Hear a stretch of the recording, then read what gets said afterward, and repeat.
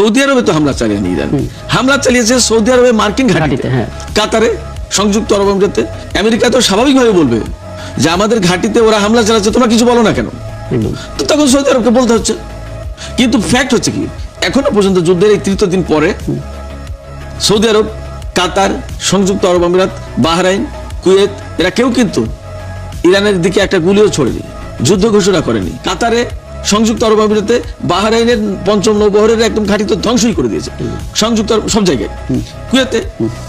এই যে তাদের ঘাঁটি, এই ঘাঁটির নিরাপত্তা তন্ত্র তো আমেরিকার দেওয়ার কথা, সেই ঘাঁটিগুলো নিরাপত্তা দিতে পারছে না। তার মানে কি সৌদি আরবের, সংযুক্ত আরব আমিরাতের, বাহরাইনের, জর্ডানের, কুয়েতের এদের নিরাপত্তা পরে, খোদ মার্কিন ঘাঁটির নিরাপত্তা মার্কিনীরা দিতে পারছে না, এটা তো ফ্যাক্ট।